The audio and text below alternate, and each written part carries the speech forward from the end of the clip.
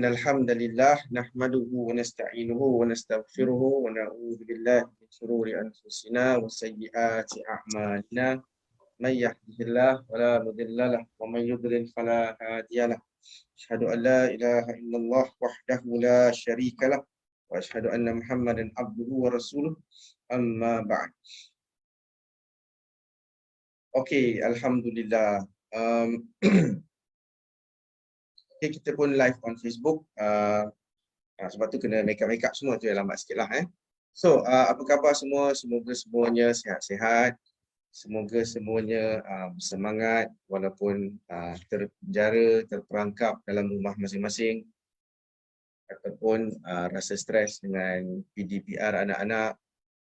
Padahal sekarang ni, hari Rabu kan. Maksudnya anak-anak kita pun tengah PDPR juga kan. Tengah belajar dengan classroom ni lah tu.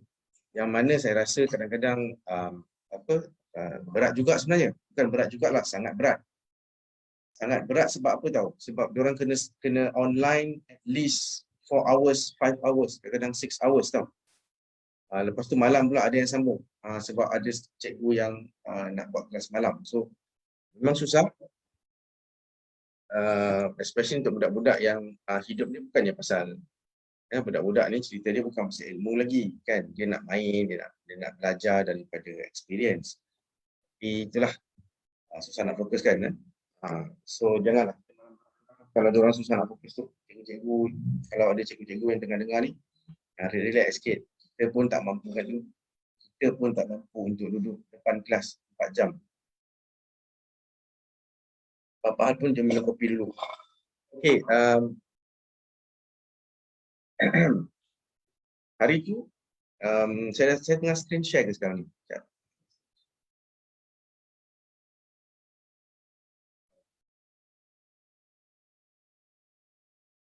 Nampak tak?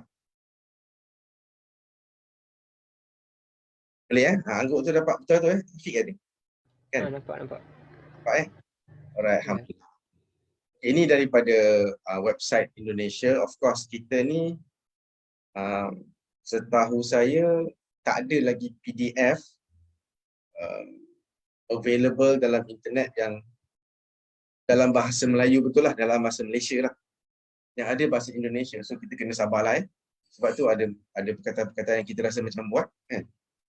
Macam tu, kita tak faham. So, okay. Kita dah belajar beberapa hadis. Ini sudah panjang angan-angan. Okay, sekarang ni ialah tentang panjang angan-angan. Ambil dia punya maksud dia.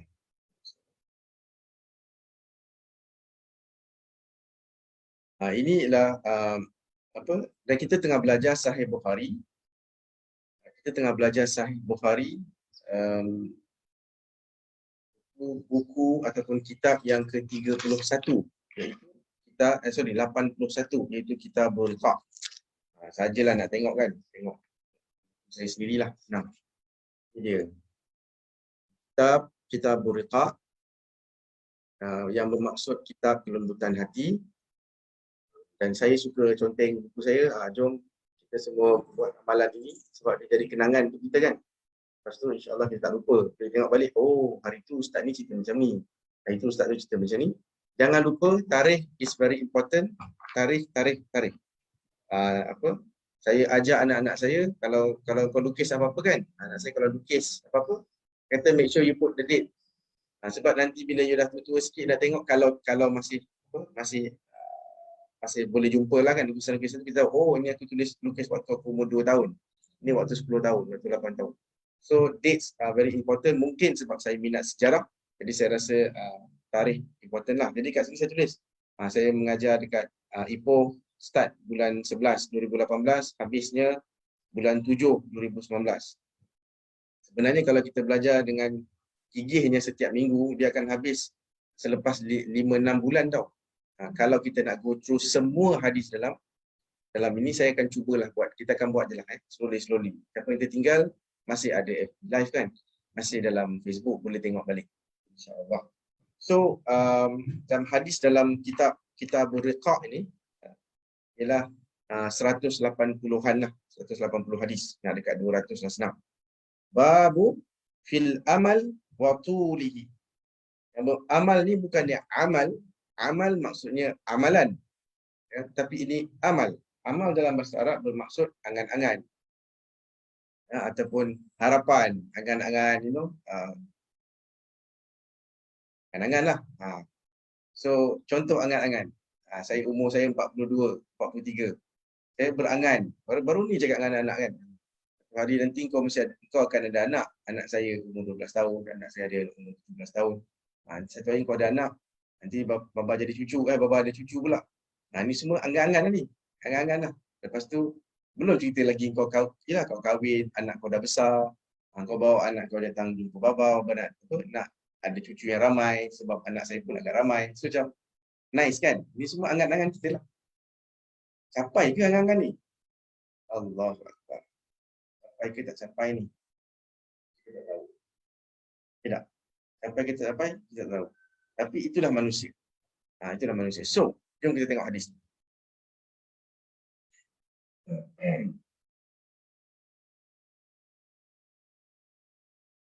Di dalam kita punya kitab ni, dia tak letak, kita bacakan telah menceritakan kepada kami bahawa Nabi SAW pernah membuat satu garis empat. Dan dia gariskan di tengah. Serta membuat beberapa garis di sisi, di tengah.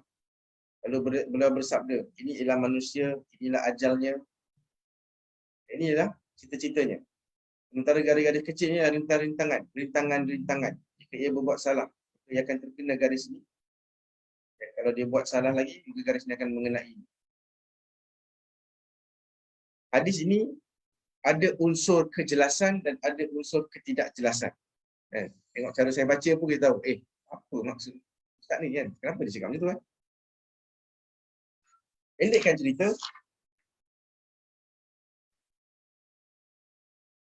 Inilah kisah.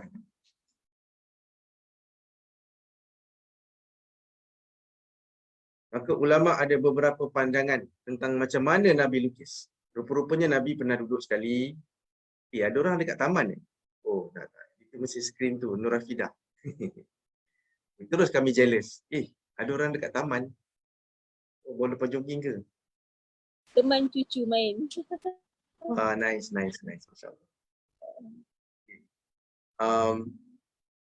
So, ulama berbeza pandangan tentang apakah yang, macam mana Nabi lukis. So, ini antara beberapa pandangan.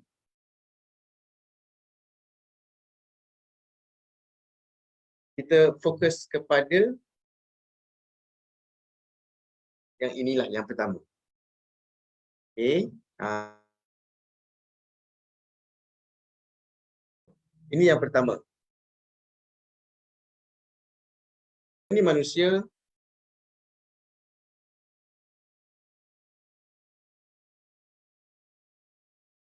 dan inilah ujian-ujian yang dia akan lalui dalam hidup itulah. Dan ini angan-angan dia.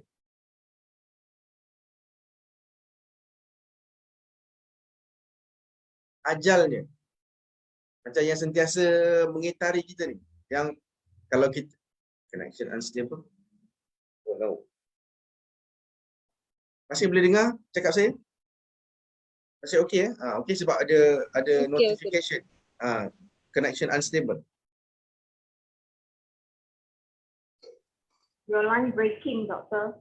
Ya, ready. Betul. Let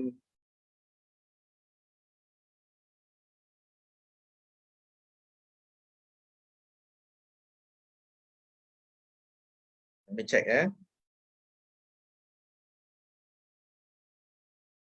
How about now? Sekarang clear? Now can hear.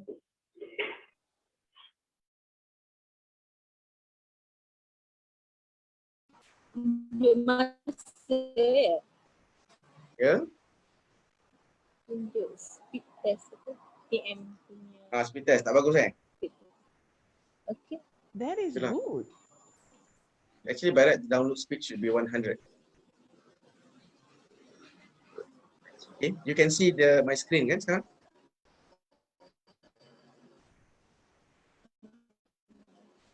Yes, Dok.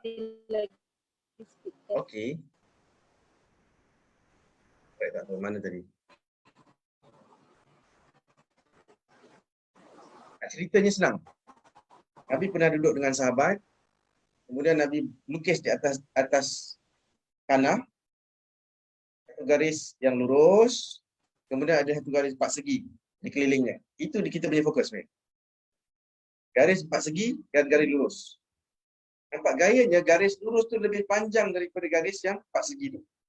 Dan bila empat segi tu potong garis lurus, itu maknanya manusia itu mati. So ini ialah angan-angan manusia. Dan inilah ajalnya. Maknanya manusia memang tak akan angan-angan sampai ajal sahaja. Manusia punya angan-angan mesti lebih dari ajal. Itulah fitrah manusia. Boleh faham ke? Apa sahaja plan kita, apa sahaja, kita memang takkan berhenti. Orang umur 80 tahun, kalau kita tanya dia, jelas, majority 80, 90, dia masih ada angan-angan lagi. Dia kata, yelah, dah ada cucu dah ramai. Betul. Tapi teringin tengok cucu sulung ni kahwin. Betul tak? Teringin nak tengok cucu sulung ni kahwin. Tapi bila cucu sulung dah kahwin tahun depan, kita interview dia lagi, tahu dia kata apa? Yelah, alang-alang dah kahwin, nak tengok juga cicit, katanya. Betul tak? Kemudian bila cicitnya dah keluar, dia dah umur 85 ni. Tanya dia lagi, apa lagi dia teringin?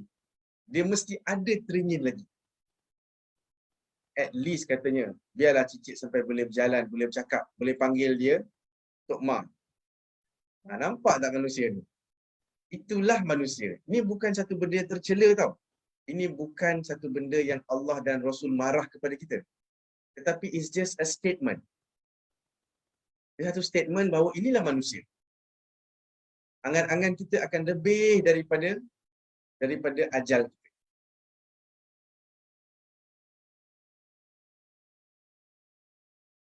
Siapa yang rasa angan-angan dia pendek je? Siapa yang rasa harapan dia, oh tak adalah, tak banyak harapan pun. Mati besok pun tak apa. Susah. Susah nak jumpa orang macam tu. Kecuali orang yang tengah depres. Dia nak mati hari ni juga. Today. Alright. So hadis seterusnya telah menceritakan kepada kami bahawa Nabi SAW pernah membuat satu garis. Lalu Rasulullah kata, inilah cita-citanya dan inilah ajalnya. Ketika seorang tu dalam cita-cita tu, tiba-tiba datang garis yang lebih dekat, itu ajalnya. Maknanya akan potong cita-citanya.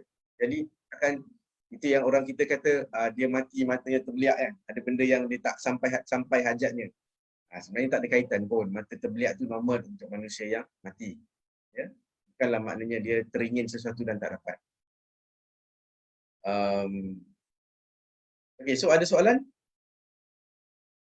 Ada soalan? Siapa yang kata, yang rasa benda ni macam tak tepat sangat lah Ustaz? Ingat ini semua hadis riwayat Bukhari. Maksudnya yang kita belajar semua, ingat memori kenangan kita yang kita belajar ni, bila kita cakap dengan orang, tak payah risau pun untuk quote, untuk bercakap tentang hadis-hadis ni. Maknanya kalau cakap orang, nanti lagi mungkin tahun depan, sembang-sembang dengan kawan-kawan, memanglah dia kata, kita berani untuk cakap patutnya. Oh, manusia punya angan-angan akan lebih daripada ajal dia. Wah, suka hati engkau je berfalsafah katanya. Ya, ni ada dalam Bukhari. Ada dalam Sahih Bukhari. You can confidently say that because you already learn this from our class. Boleh confident tak? Itu yang bagusnya belajar daripada kitab-kitab yang sahih ni. Jadi kita tak adalah rasa macam caca marba sangat. Nak sampaikan orang takut, tentang hadis ni palsu ke, tentang hadis ni dhaif ke kan. Itu bagusnya belajar berkitab macam ni lah. So, seterusnya. Hadis seterusnya boleh membuatkan beberapa orang terasa kalau dia sudah berumur begitu.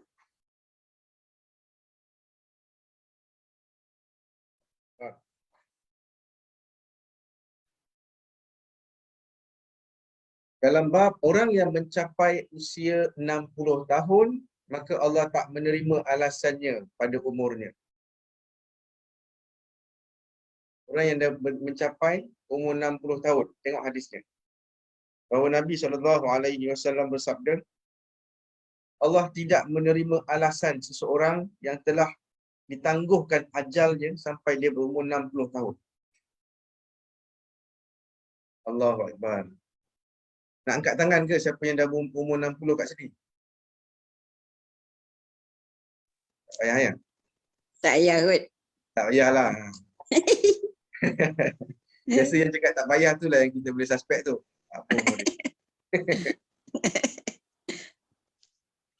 Suspek je. Suspect je lah. So, 60 tahun ialah cut off point untuk kematangan. Cut off point untuk kematangan. Maknanya dia tak ada alasan yang dia kata Allah tak bagi aku can pun. Katakanlah dia mati umurnya 18 tahun. Dia ada alasan kan, macam ya Allah cepat je kau matikan aku. Kalau kau tak, kan boleh aku buat macam-macam. Kan. Tapi orang yang dah umur 60 tahun, apa alasan dia? Macam tu. Hadis ini bukanlah untuk saya melihat orang lain yang 70 tahun dan dia masih tidak bersifat akhirat lah katakan kan. Dan saya macam nak cakap, tengok orang ni astagfirullah kan. Dah umur 60 70 macam tu lagi. Tak ada pun nampak kat surau masjid. Bukan. Berhentilah buat perangai macam ni. Hadis-hadis ini, especially kita buriqah dalam hadis-hadis ni, dia bersifat sangat personal. Dia bukan bersifat hukum. Sebab mana ada hukum bagi manusia umur 60 tahun dan dia tak berapa kelihatan di masjid? Mana ada hukum?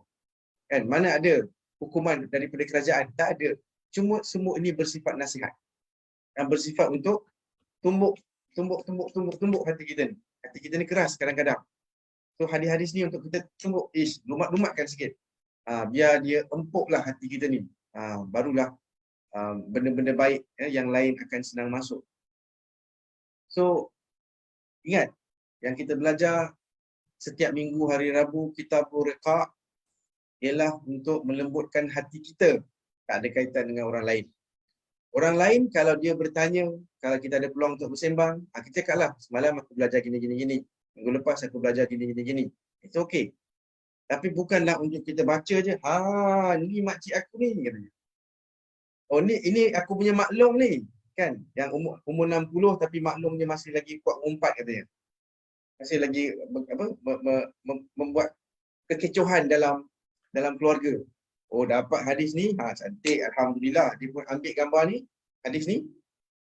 Dia ambil screenshot ke apa ke, dia hantar dalam grup WhatsApp yang ada Mak Lang, Mak Su, Mak Long semua tu. Dengan mak kita sekali. Tengok ni, harap-harap komen-komen ni berfikirlah, jangan cukup-cukuplah bergaduh. Sebenarnya pada saya itu berbentuk agresif. Dan manusia tak suka tau kita hentam dia. Manusia ni bersifat hatinya lembut sebenarnya. Gangster macam mana pun dia hatinya lembut. Ya?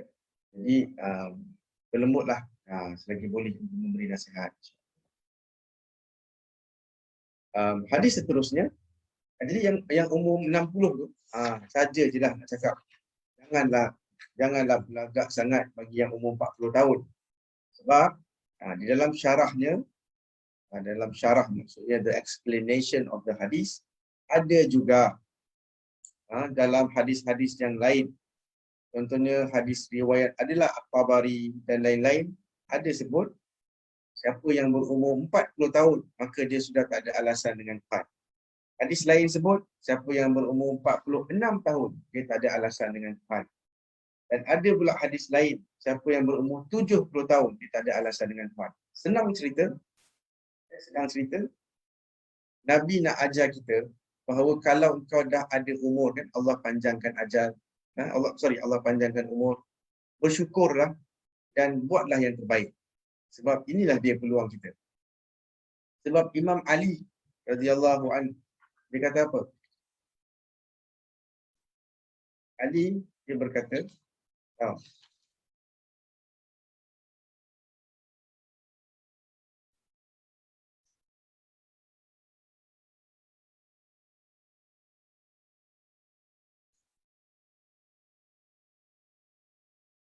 Imam Ali kata dunia sedang tinggalkan kita dan akhirat sedang datang dekat dengan kita.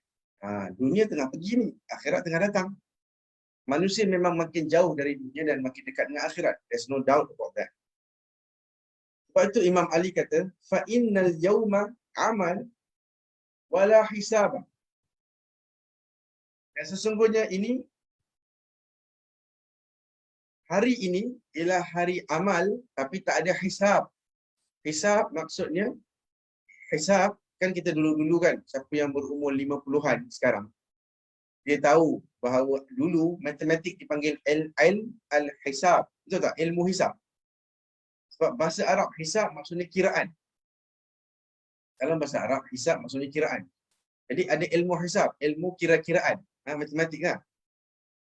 So, Ali berkata, sesungguhnya hari ini, or now, is yaum hisab. Inilah, yaumu amal. Maksudnya ini ialah hari beramal. Buat, do.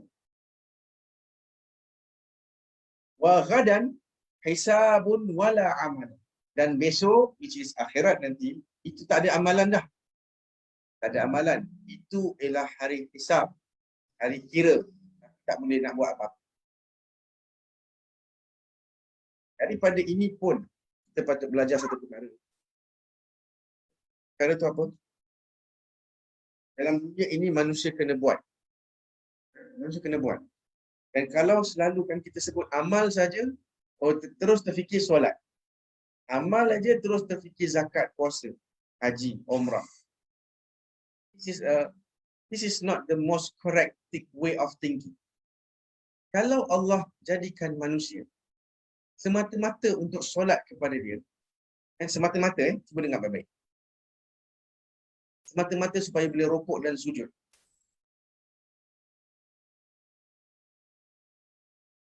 Maka malaikat dah buat lama dah benda tu. Apa specialnya kita? Betul tak? Apa specialnya manusia? Malaikat dah lama buat. In fact, malaikat cakap lagi kat Allah. Bila Allah kata, inni ja'ilun fil ardi khalifah. Malaikat sambung, qalu ataj'alu fiha may yufsidu fiha wa yasfiku dima'a wa nahnu nusabbihu bihamdika wa nuqaddisu lak. Kenapa kau nak buat satu, ini surah Al-Baqarah. Kenapa kau nak cipta satu golongan yang akan merosakkan dunia ini, padahal kami musabbih, yang kami sentiasa mensucikan kau. Malaikat tak pernah fail daripada sucikan Allah. Maksudnya, ya Allah lah yang paling agung, betul tak? Malaikat lagilah tahu Allah paling agung. Dan malaikat lah yang paling mengagungkan Allah lah, senang kita. Jadi setakat pengagungan Allah, setakat ada solat, ada rukuk, ada sujud, itu malaikat pun dah buat. Maka apakah benda lain yang manusia buat yang malaikat tak buat? Menjadi khalifah sebenarnya. Maksud dia ialah memakmurkan dunia ini. Malaikat dia tidak kreatif. Allah cipta dia macam tu. Kerja dia ialah buat kerja saja. Tapi manusia dia kreatif. Dia ada kehendak. Takkan kita nak buat rumah macam ni aja. Jom kita try buat rumah 2 tingkat. Cantik. Kemudian manusia tengok, makin lama ni makin banyak plastik ni. Plastik rosak nanti anak-anak kita akan datang. Penuh plastik dekat Malaysia ni nanti. Kita kena buat sesuatu. Apa kita buat? Buat plastik yang biodegradable. Dan fikir pula, sampah-sampah yang banyak kita nak buat apa? Kita kena buat pembakaran, kita bakar semua supaya dia jadi space, dia jadi kurang. Tapi kemudian ada masalah pula. Kalau kita bakar, ada asap. Asap merosakkan environment. Kita kena settlekan asap pula. Buat filter pula. Subhanallah. Ini semua membina KLCC, membina Komtar. Dulu kebanggaan Malaysia Komtar tau. Kita mungkin tak terfikir, Komtar yang dekat Penang tu power lah masa tu. Komtar. So, semua ini ialah perangai manusia dan inilah yang Allah nak tengok. Kita membantu sesama kita. Orang yang miskin ditolong oleh orang yang kaya. Inilah dia. Jadi, jangan rasa kita tak cukup tidak cukup memperhambakan diri kepada Allah. Sebab ada orang pernah cakap kat saya, yelah saya ni arkitek je doktor. Kan saya ni arkitek, asyik bina bangunan je. Bangunan pula apartmen, kondominium, itu je katanya. Itu je. Dan dia sambung, dia kata, tak tahulah bila nak design masjid katanya. Tak tahulah bila nak design masjid. Inilah salah faham. Inilah salah faham. Bahawa kalau bina masjid barulah amal. Barulah pahala. Ini satu salah faham ni. Jom kita bersihkan pemikiran kita. Allah mahu kita hidup kat dunia ni bukan macam malaikat. Allah mahu kita hidup macam ni lah. Macam ni lah. Adanya itu, adanya ini, adanya orang jadi doktor, ada orang jadi lawyer, ada orang jadi businessman, ada orang kerja dengan syarikat dan sebagainya. So insya-Allah we are all doing fine. Di tempat masing-masing. Ada soalan? Cuba tanya soalan. Angkat tangan.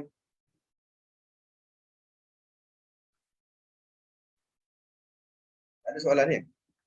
Assalamualaikum Doktor. Ya, salam. Saya ada soalan nak tanya, mungkin berkait dengan hadis yang pertama tadi.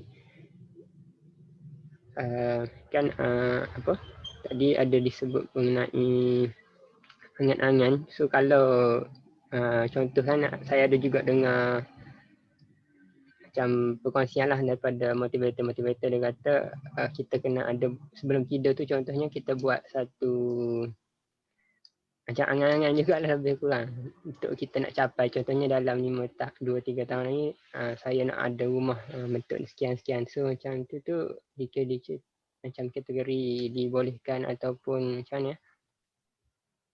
Kategori apa kan? Jadi kita nak capai sesuatu tu. Ya. Jadi betul seperti yang saya sebut tadi kan.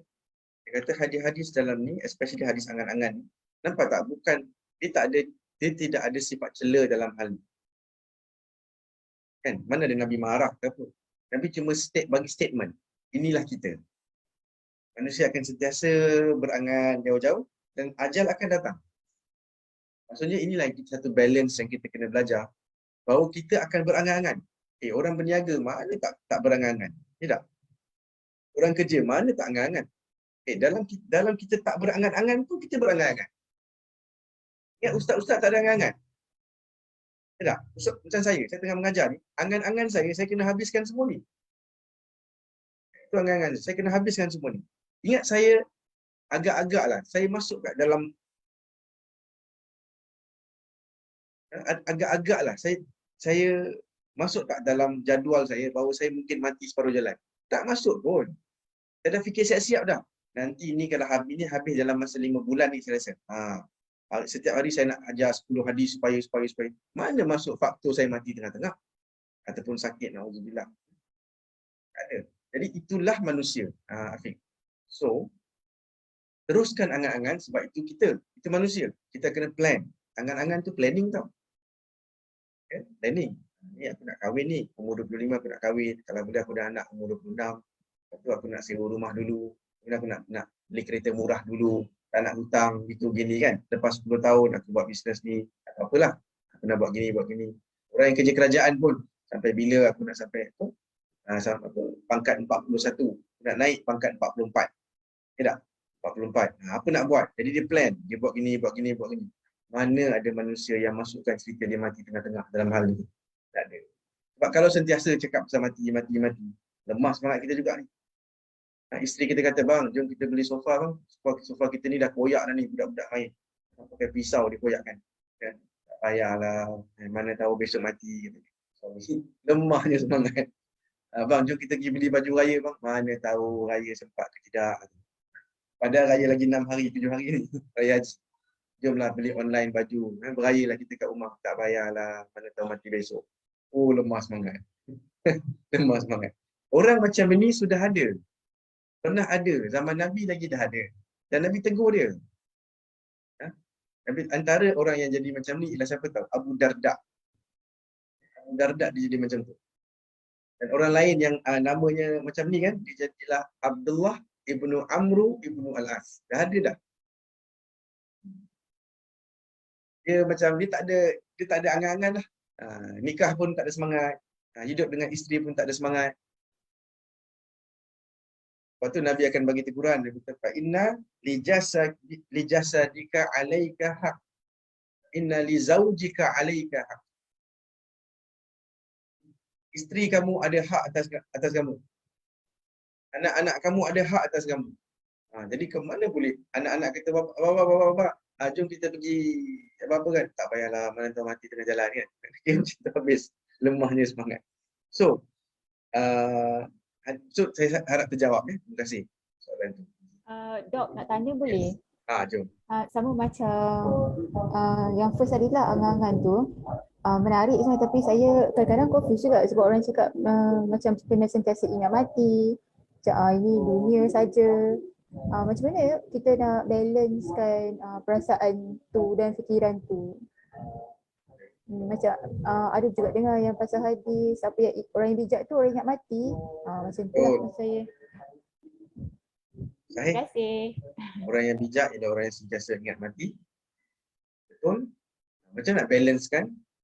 Seolah-olah inilah jalan. Ini jalan kerja ni. Okey. Semua angan-angan kita ada perumpamaan yang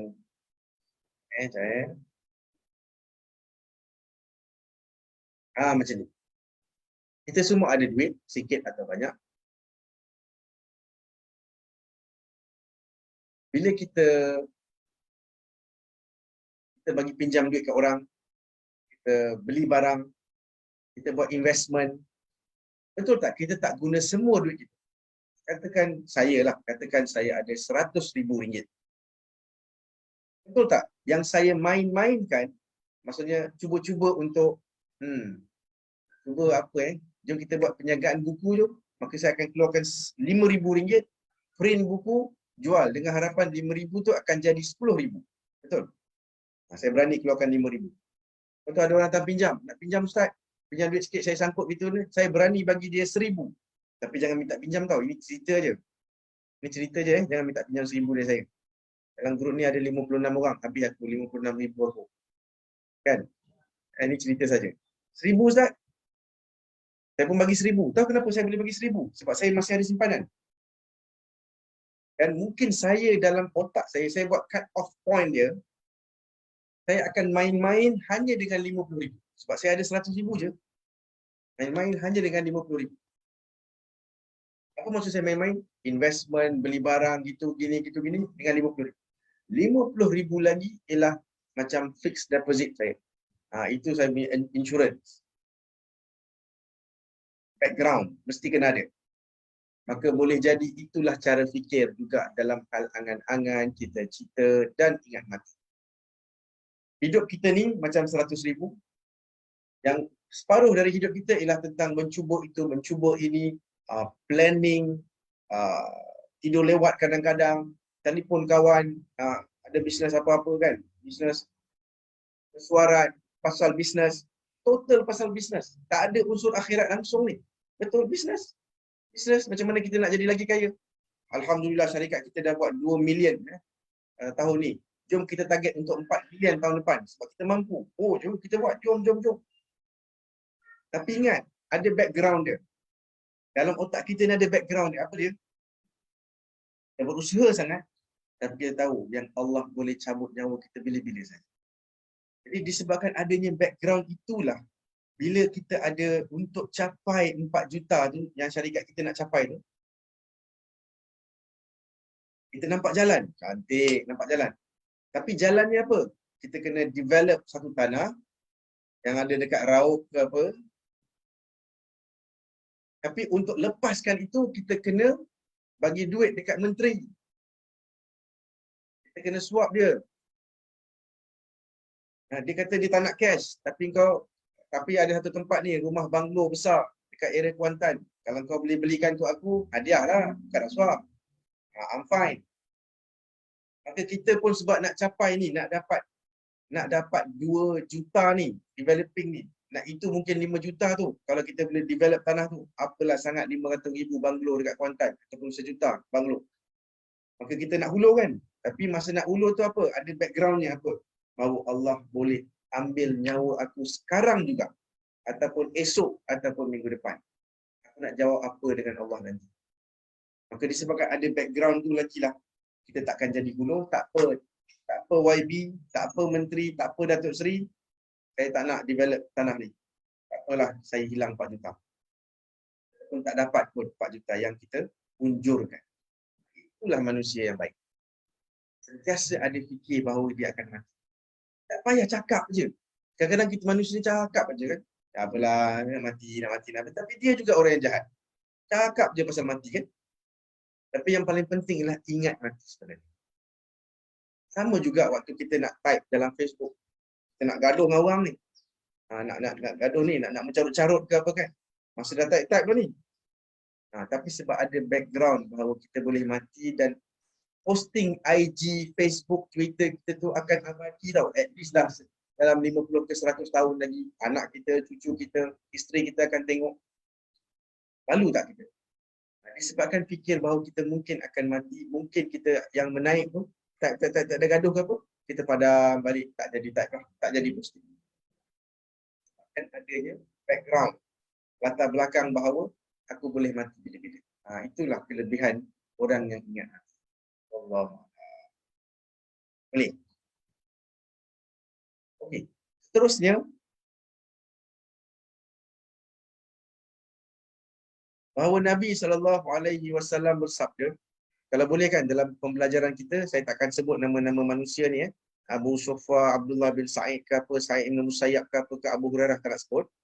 Kita terus sebut Nabi bersabda sebab kita nak jimatkan masa, dan ini bukan kelas periwayatan hadis, tidak. Kita nak belajar tentang maksud hadis. Ya?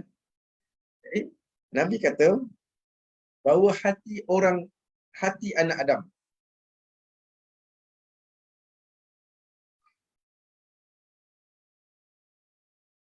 semakin tua anak Adam, semakin besar pula ataupun makin tetap dua perkara dalam hati anak Adam. Iaitu hubbul mal. Sebenarnya saya silap tengok hadis ni. Hadis sebelumnya. Hati orang yang sudah tua sentiasa merasa muda dalam dua hal. Iaitu cinta dunia. Hubbud dunia wa tulil amal. Inilah dia perangai manusia. Inilah dia fitrahnya lah.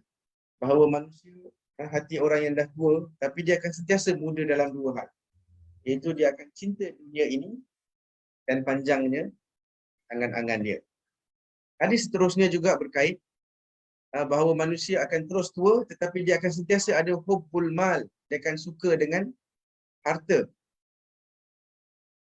Wa tulul umur. Dan bahawa dia nak panjang umur. Itulah dia fitrahnya anak Adam. Bukanlah benda yang tercela atau apa. Tak ada siapa pun nak mati sekarang. Alahan kan, Nabi pernah cakap,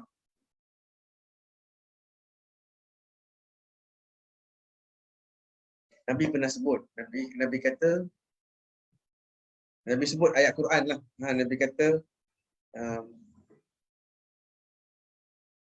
mereka, orang jahat lah, manusia, mereka tak mahu bertemu dengan Allah, dan Allah pun tak mahu bertemu dengan mereka. Mereka tak mahu bertemu Allah, dan Allah pun tak mahu tengok bertemu dengan mereka. Aisyah dengar ayat Quran. Aisyah ni orang yang sangat sharp, yang sangat tajam. Dia tak puas hati kalau dia tak faham sesuatu perkara. Apatah lagi suami dia ialah Rasulullah. Jadi Aisyah kata, wahai suamiku, dia macam pelik. Siapa yang nak bertemu Allah? Semua orang tak nak bertemu Allah. Maksud Aisyah ialah, siapa yang nak mati? Sebab bertemu Allah memang dalam semua bahasa lah. Kau nak jumpa Tuhan kau ke? Maksudnya kau nak mati ke? Kau nak mati ke? Aku hantar kau jumpa Tuhan kau nak? Macam itulah cara gangster-gangster bercakap. Tidak? Kau nak aku hantar kau jumpa Tuhan kau? Maksudnya kau nak aku bunuh kau lah. Dan kau nak mati. So Aisyah clear dalam bab ni, dia kata apa? Siapa yang nak jumpa Tuhan? Nah, maksudnya siapa yang nak mati? Maksudnya Aisyah mengaku secara open dan diriwayatkan dalam hadis-hadis sahih bahawa manusia tak suka mati. Maka saya nak tanya dalam grup kita ni, betul tak apa cakap Aisyah? Betul tak Aisyah tu mewakili kita? Siapa kat sini yang suka mati? Ya, Ustaz, saya macam tak sabar Ustaz nak mati. Saya dah cukup dah ni. Umur saya dah 35. Happy dah ni, happy dah. Saya pernah ada kahwin, saya ada anak 2 orang. Saya nak mati sekarang. Cuba angkat tangan. Siapa nak angkat tangan? Afiq nak angkat tangan? Afiq umur berapa? Afiq? Dah betul je. Ya? Dah betul je. 7 ya? InsyaAllah. Siapa yang nak angkat tangan? Tak adanya. Mak saya, mungkin dia tengah tengok pun dalam grup ni. Mak saya, umur dia ikut merdeka tahun 1957. Dia cakap, dan kami sentiasa sembang pasal kematian, pasal hadis-hadis. Dan dia salah seorang daripada student saya jugalah. Dan juga pengkritik saya lah. So, dia lah yang akan tegur kenapa pakai baju ni, kenapa cakap macam tu, kenapa kasar sikit, kenapa itu, kenapa ini, kenapa sebut nama, kenapa cakap menteri. Dia marah lah tu. So, mak saya kata, dia dah berumur 60 lebih, dia kata, tak ada tua sebenarnya. Hati manusia tak tua, kata. Hati manusia tak tua. Yang tua cuma badan, mungkin gigi akan jatuh satu dua, muka berkedut sikit. Tapi kalau tutup mata, duduk seorang-seorang, tak tua. Hati yang sama, umur 18 tahun. Hati yang sama. Subhanallah. Mana tu Dan saya rasa saya makin boleh faham apa maksud mak saya tu. Sekarang kita tengah belajar. Ini belajar, ini hadis. Bahawa manusia memang takkan berubah. Hati manusia tetap macam tu. Tapi lama-lama bila kita berumur 50, 60, 70, agaknya kita akan sedar, oi betul. Saya ada seorang pakcik. Waktu sekarang ni umur dia dah 50-an. Waktu dia berumur 44. Dan dia seorang polis lah. Dia kata, dia datang kat saya, dia dah down. Dia kata, Jeff, aku rasa down ni. Kenapa? Sebab dia polis, jadi dia sentiasa tegak dalam badan dia. Tapi masa umur dia 44, dia kata, aku cuba nak kejar. Dia ada dia punya apa tu? Dia punya sebahagian dari kerja dia lah. Dia kena kejar. Dia kena pursue orang jahat lah. Aku dah tak larat dia. Dulu, aku tengok orang tu, aku tahu aku boleh makan dia. Faham tak maksud saya? Tengok orang tu tengah lari, laju macam tu sekejap je. 20 langkah aku tangkap kau. Tengok orang tu panjat dinding, aku sekejap je aku panjat, aku tangkap kau. Dia dalam operasi lah. Tapi dia kata masa umur 44, dia kata baru aku sedar yang aku dah tua. Badan aku dah tua, tapi hati ni masih lagi rasa boleh. So dia jumpa saya, waktu tu kita ambil darah, kita cek lah buah pinggang, cek semua lah, cek jantung semua tu. Tapi taklah dia makin tua cepat sangat, tapi menyedari bahawa badan dia sudah mula gagal untuk berfungsi macam masa dia umur 20. Itulah kita. Tetapi ingat, hati manusia takkan berhenti daripada angan-angan. Hati manusia takkan tua. Hati manusia sentiasa akan ada hubbud dunia, hubbul mal. Saya perasan, kadang-kadang saya nampak macam nenek lah, nenek dalam wheelchair. Dekat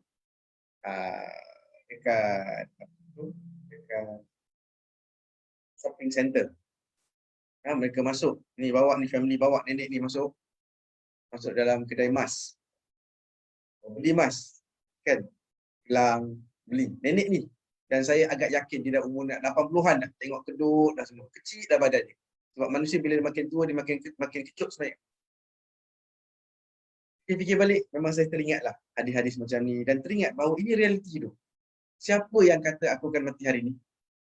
Tidak. Nenek tu kan, dah umur 80-90 ni. Masih lagi. Why not? Ada gelang, kan cantik? Kan cantik? Itulah manusia. Jangan cela manusia. Ingat.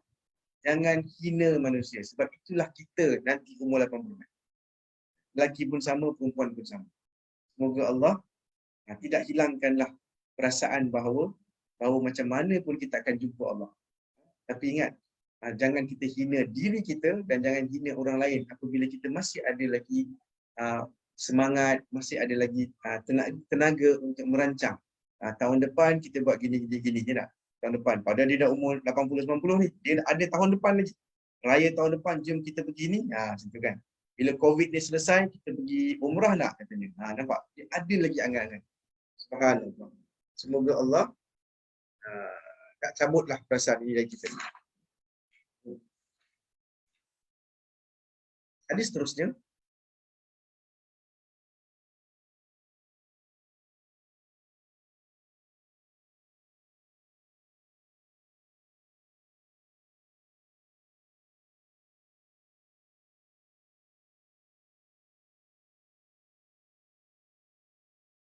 Kita skip hadis ni.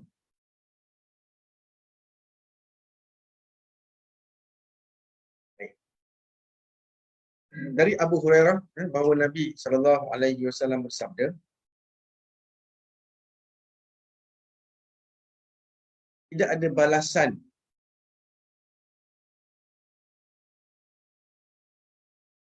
ni, perkataan ni mungkin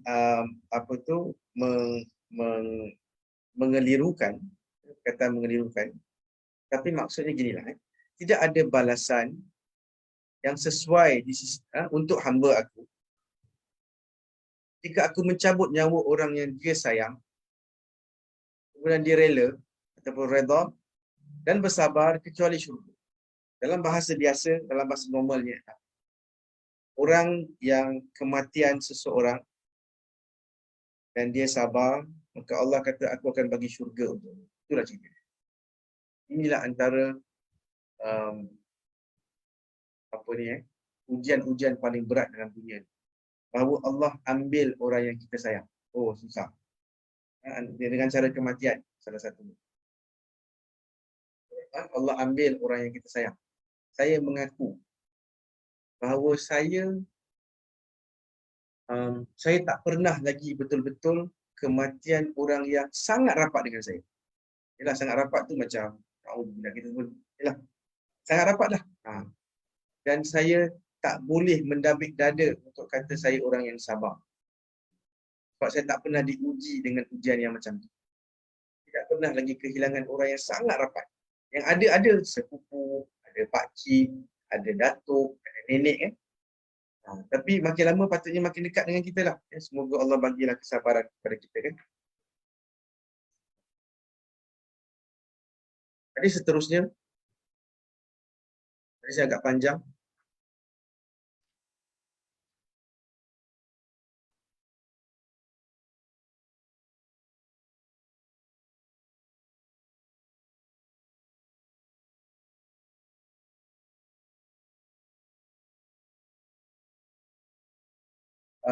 Bahawa Nabi pernah mengutuskan Abu Ubaidah Amir Ibn Jarrah ke Bahrain untuk mengambil jizyah. Jizyah ni kiranya cukai lah. Maka bila dia datang, Abu Ubaidah datang membawa harta dari Bahrain, kaum Ansar.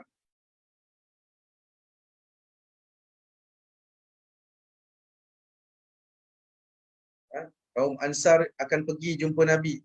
Macam tunjuk muka lah. So Nabi pun tersenyum. Nabi faham. Sebab harta dah sampai ni. Nabi kata, oh kamu dah tahu pasal Abu Ubaidah datang.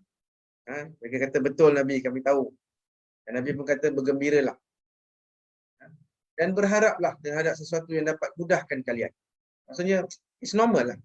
Be happy. Ada harta tengah datang, kamu akan dapat lah ni. Kamu akan dapat harta ni semua. Be happy. Fine, it's okay. Nabi celebrate perkara ni. It's okay. Tetapi kan, aku bukan risaukan, Nabi kata demi Allah, aku tak risaukan kamu ni miskin. Tapi aku takut dunia ni nanti akan dibentangkan untuk kamu. Seperti mana pernah dibentangkan kepada orang yang sebelum kamu. Lalu kamu ni berlumba-lumba mengambil dunia. Lalu dunia ni akan membinasakan kamu seperti halnya orang dulu-dulu binasa.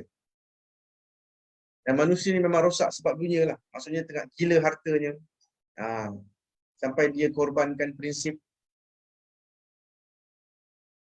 Kan? Disebabkan gilanya harta, gila kepada keuntungan, kita korbankan prinsip. Kita jual benda barang-barang yang salah.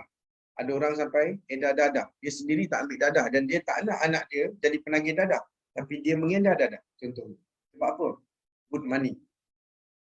Prinsip kita jual. Ada orang beri rasuah, merosakkan negara, betul tak? Ada orang ada kilang, kalau kita jumpa orangnya, orang dia orang sembahyang-sembahyang je, baik je orang dia. Tapi disebabkan kilang ada bahan sisa, dan sisa ni kalau nak jual, sisa ni patutnya ada pengurusan sisa tau. Pengurusan sisa kilang. Pengurusan dia memerlukan duit. Tapi sebab dia tak nak bayar duit pengurusan sisa yang mungkin beribu-ribu, dia letak je kat tepi sungai. Bawa 4-wheel drive, bawa lori, campak kat tepi sungai, longgokkan tong-tong tu. Lantaklah jadi apa? Tahu-tahulah di BKL ke, Majlis Perbandaran Ampang Jaya ke, cari jumpa ke. Nanti orang pandailah uruskan. Yang penting, kalau kita yang uruskan, mahal. Ini semua ialah sifat yang buruk, sifat tidak bertanggungjawab. Sebab apa? Disebabkan hak. Itu jugalah sesama ahli politik bergaduh. Itu jugalah disebabkan sifat tamak. Kadang-kadang negara pun jadi rugi, rakyat pun jadi rugi. Kerana di antara menteri-menteri kerana ada sifat tamak untuk mengekalkan kuasa dan sebagainya. Ini semua hal dunia. Dunia ini memang sedap, dunia ini memang hijau, Nabi kata. Tapi jangan jadi orang yang menjadi hamba kepada dunia. Maksud hamba ialah apa? Menggadaikan semua prinsip. Tak ada prinsip dah. Janji dapat duit. Janji dapat pangkat. Dan Nabi siap cakap lagi kepada orang Arab, which is depan Nabi, orang di Madinah. Aku tak risaukan kamu ni jadi miskin. Ini sebab Nabi tengah cakap apa tahu? Benda yang akan berlaku. Bahawa orang Islam nanti, isu dia bukan miskin. Secara umum lah. Senang cerita orang Arab. Aku tak risaukan kamu ni jadi miskin. Tapi aku takut terlebih kamu dapat dunia. Dan kata-kata Nabi ini sangat sesuai bila kita tengok sekarang. Tengok negara-negara Arab sebenarnya agak kaya. Kenapa kaya? Kaya sebab apa? Sebab adanya minyak.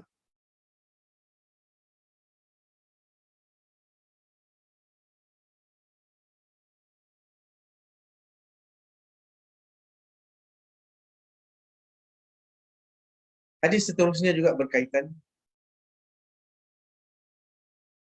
Nabi pernah keluar sampai ke makam syuhada Uhud. Kemudian Nabi pergi ke mimbar. Nabi kata, aku akan mati. Ya, aku akan mati dan kamu akan hidup. Dan aku akan menjadi saksi di atas apa yang kamu dah buat sekarang ni. Saksilah ya. Dan sesungguhnya aku seolah-olah aku dapat lihat aku punya telaga sekarang ni. Nabi punya haud. Nabi kan ada telaga Kausar yang dekat luar pintu masuk syurga tu. Dan aku diberi kunci perbendaharaan bumi ataupun kunci bumi. Maksudnya Nabi kata, Allah nak bagi aku ni. Bagi kat aku tu maksudnya bagi pada orang Islam. Kunci bumi ni. Maksudnya kunci harta lah. Kekuasaan bumi. Tapi Nabi kata, demi Allah, aku tak risau. Kamu ni akan berbuat syirik lepas aku mati. Nabi tengah cakap kepada orang Arab ni, depan mata dia. Kamu ni semua insya Allah tak akan menyembah Tuhan selain Allah. Sebab betul tak kalau kita tanya sama-sama kita? Kalau adalah orang yang datang jumpa kita kan, sebenarnya kan, Allah ni, kita ni kena ada patung. Kalau cakap kat orang Melayu sekarang ni, kata orang Islam, dalam grup ni, kita ada 53 orang, 54 orang. Sebenarnya kan, patung ni power. Kau sembah patung ni. Mesti dia kata, apalah kau ni, tepi. Apa benda patung-patung, kita ada Allah. Maksudnya, Nabi pernah kata, yang dia tak risau kesyirikan ke atas umat dia. Tapi yang Nabi risaukan apa? Dunia. Kalian bersaing terhadap kekayaan dunia. Dan itulah yang berlaku. Untuk pengetahuan, contoh je lah kerajaan Arab, beberapa negara-negara Arab contohnya. United Arab Emirates, kita ada Qatar, kita ada Saudi. Mereka ni semua sebenarnya sangat kaya. Dan mereka boleh menguasai separuh dunia ni kalau mereka nak. Kalau mereka berusaha lah. Tetapi disebabkan pangkat, disebabkan kekayaan kan, mereka jadi orang yang lemah dan takut sebenarnya. Jadi orang Islam ada satu kekuatan sebenarnya. At least kekuatan kekayaan. Dan dengan kekayaan ni kita boleh kontrol seperti mana kan China tengah seolah-olah kontrol bumi dunia ini dengan apa? Dengan kekayaan lah saya boleh katakan. Dia boleh hasilkan barang dengan harga yang sangat murah. Dan secara ekonomi sebenarnya China sedang makin besar dan makin besar. Sebabkan mereka ada koordinasi dalam planning mereka. Tapi kalaulah kita tengok negara Arab, sangat tak ada koordinasi. Diorang bergaduh sesama diorang. Jadi betul lah Nabi kata, yang aku khawatir, yang aku risau pasal kamu, ialah kamu berlumba-lumba pasal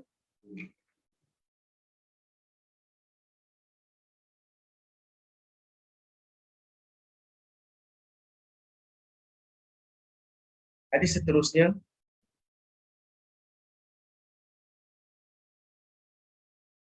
yang ini lebih dekat dengan apa yang tengah berlaku sekarang. Nabi kata sesungguhnya yang paling aku takut menimpa kalian adalah dari berkahnya bumi. Apa maksud berkahnya bumi? Nabi kata perhiasan dunia. Kemudian seorang tanya kepada Nabi, lepas kebaikan akan datang ada keburukan ke? Nabi diam. Kemudian orang tu tanya lagi. Dan Nabi tanya, siapa yang tanya tadi? Dia kata, aku. Lepas kebaikan ini, adakah keburukan? Sebab dia tengah tanya kat Nabi. Nabi kita akan dapat keberkahan bumi kan bagus. Ada buruk ke benda tu? Kami akan dapat keberkahan bumi. Baik kan? Tapi lepas kebaikan ni, adakah keburukan? Nabi pun sambung. Sesungguhnya harta hijau ini, hijau dan manis. Dan setiap yang ditumbuhkan,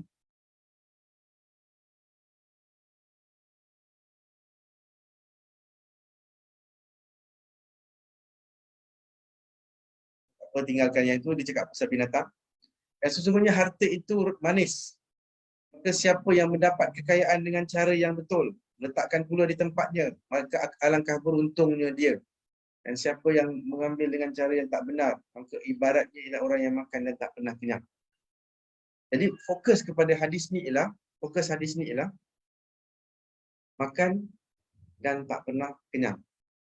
Orang yang salah dari segi cara melihat dunia ini, dia akan jadi orang yang makan tapi tak kenyang. Takkan kenyang-kenyang. Hadis seterusnya, sebaik-baik kalian, khairukum qarni, Nabi kata. Thumma alladhina yalunahum, thumma alladhina yalunahum. Sebaik-baik kurun, sebaik-baik masa ialah masa aku, dan kemudian masa seterusnya, kemudian masa yang seterusnya. Kemudian nanti kita akan jumpa dengan orang yang memberi kesaksian padahal mereka tidak minta pun. Tidak diminta. Mereka ni kuat khianat, mereka tak boleh dipercayai. Mereka nazar. Dan mereka ni ialah orang yang gemuk-gemuk lah Nabi kata. Ceritanya bahawa the best time ialah zaman Nabi Muhammad SAW. Khairul qurun qarni. Sebaik-baik kurun, sebaik-baik generasi ialah generasi aku, Nabi kata. Kemudian generasi yang seterusnya, kemudian generasi yang seterusnya. Tapi nanti kamu akan jumpa satu generasi yang banyak claim lah. Yang belagaknya lebih, yang cakapnya banyak. Tetapi dia tak ada nilai, prinsip dalam hidup tu tak ada. Maksudnya mereka senang mengkhianati. Mereka tak boleh dipercayai. Dan Nabi kata mereka ni gemuk-gemuk. Nak cakapnya gemuk-gemuk tu apa? Mereka ni kaya-kaya lah. Mereka ada duit. Manusia yang senang. Itulah zaman manusia senang. Mungkin yang Nabi cakap tu adalah zaman kita lah. Manusia yang kita akan jumpa ramai orang yang patutnya kita boleh percaya dia, tetapi dia akan khianat kita. Dia akan belot kita. Dia tak boleh dipercayai lah. Hadis seterusnya ialah juga berkaitan bahawa sebaik-baik manusia ialah yang hidup di zaman aku, kemudian hidup di zaman kemudian, dan kemudian kamu akan jumpa satu kaum yang kesaksian mereka mendahului sumpah mereka. Dan sumpah mereka mendahului kesaksian mereka. Maksud secara umum kan, ialah bahawa mereka ni banyak cakap. Banyak cakap, banyak claim. Aku boleh buat itu, aku boleh buat ni, tapi mereka tak macam tu. Claim lah, cakap banyak lah senang.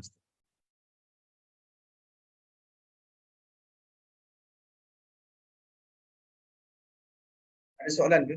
Sekarang kita dah sampai ke pukul 11.40. Mungkin dah cukup kot untuk hadis tentang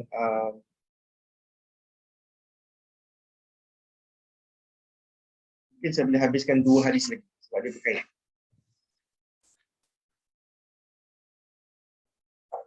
Ini tadi. Dia. Saya mendengar Khabbab ini seorang sahabat Nabi yang diseksa dengan teruk sekali dengan besi panas. Waktu dia muda, dia masuk Islam dan dia seorang hamba.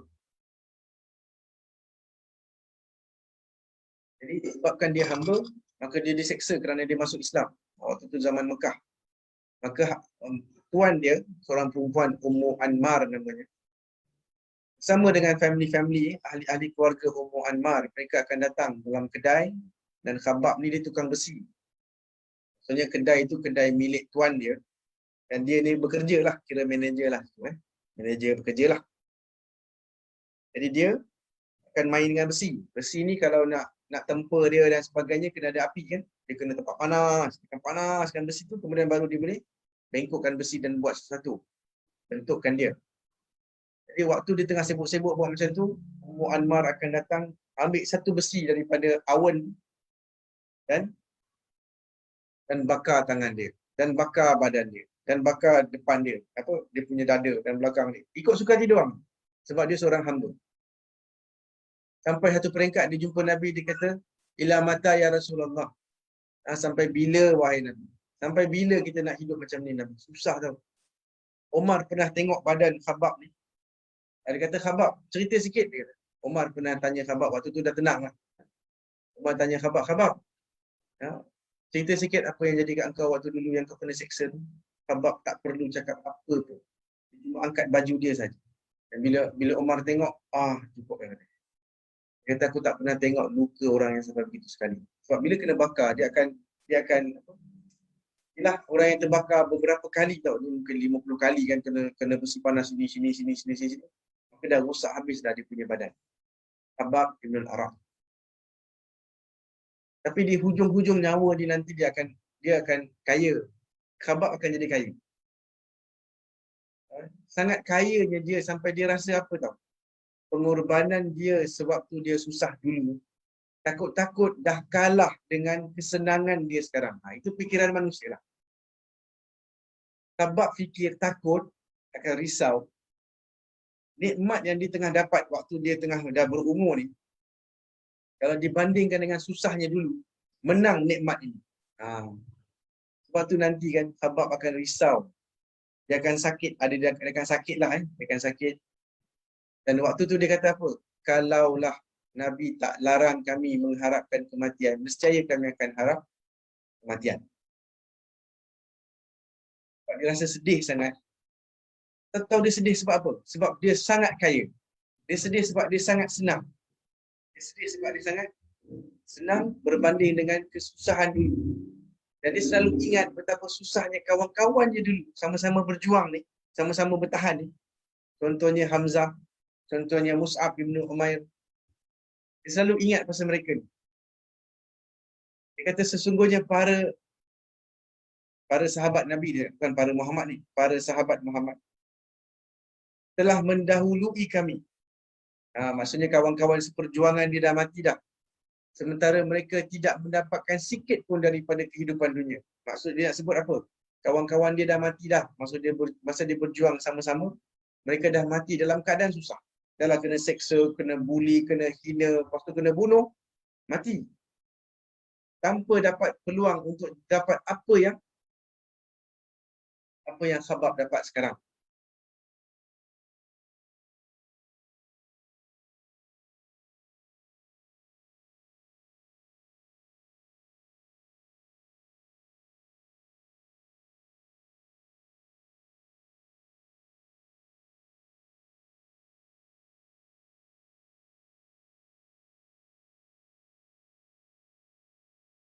Dan sekarang ini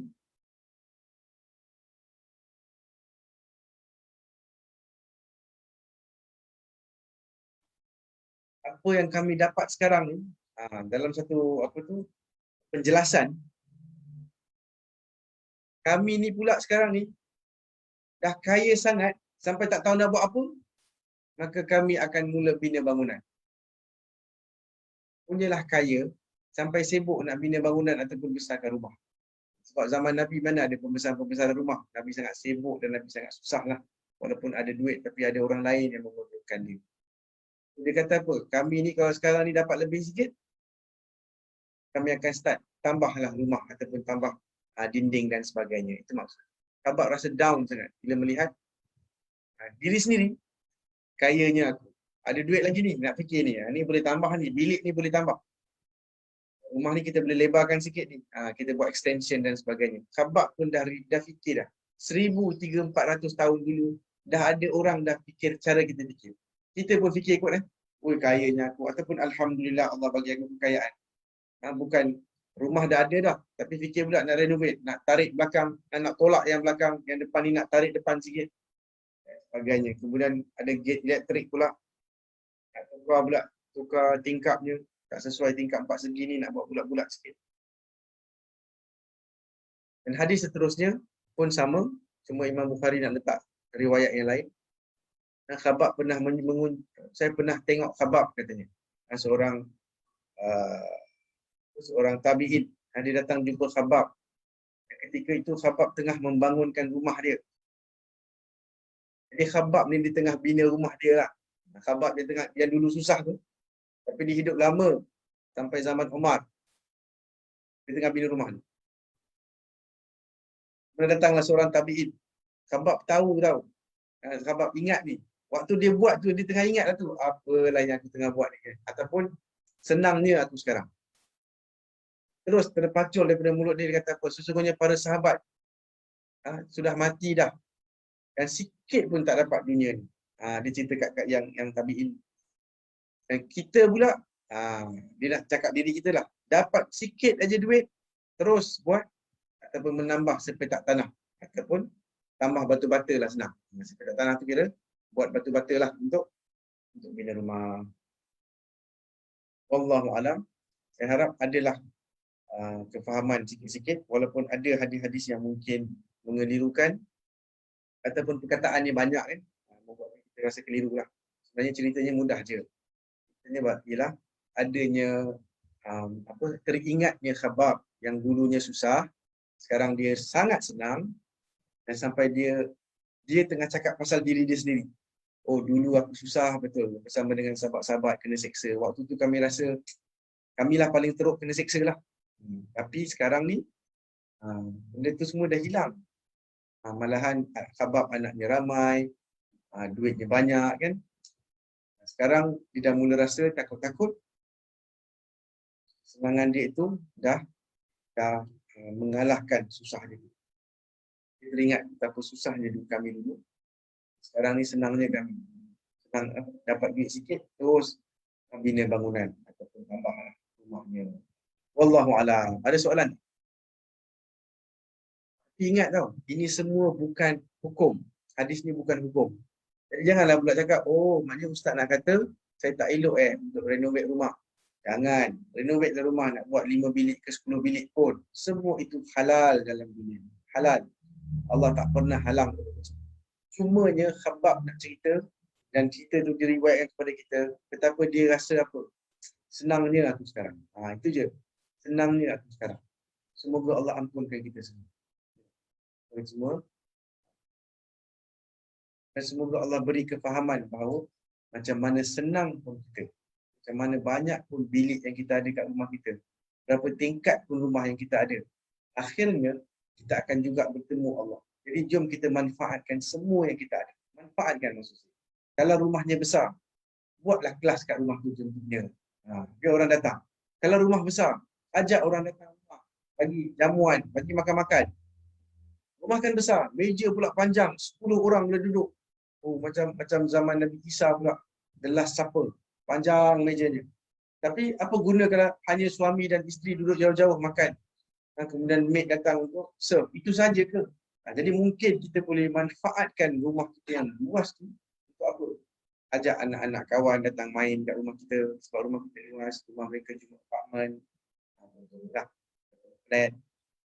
Itulah manfaatkan apa saja kekayaan Allah bagi pada kita. Okey, soalan?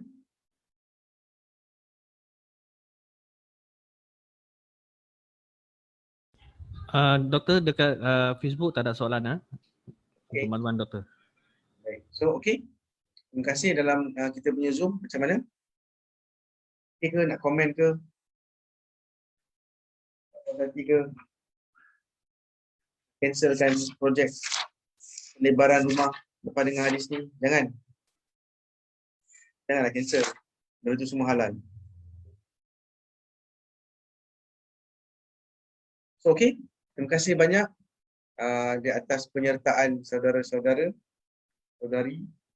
dalam lepas ini. Minggu depan insya-Allah kita akan belajar tentang janji Allah itu benar. Jangan terpedaya. Insya-Allah.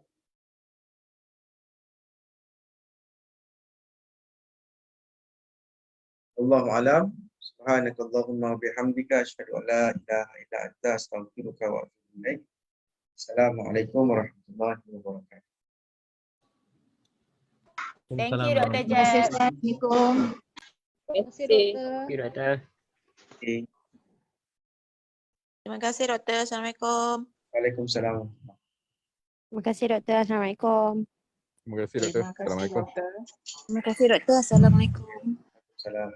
Ada apa ni? Kalau siapa yang masih on ni,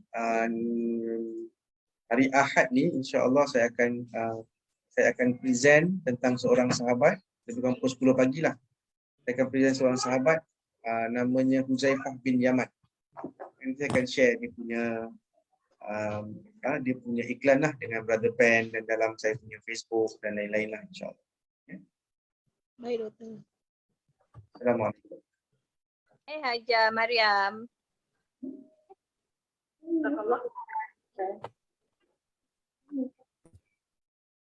Okay, Assalamualaikum.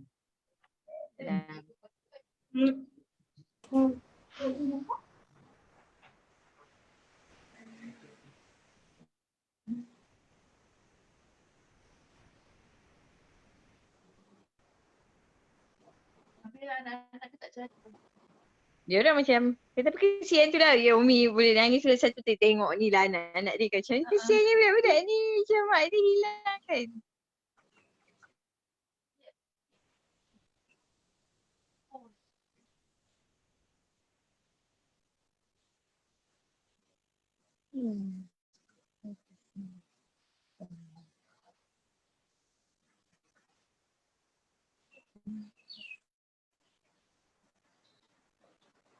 Bismillah.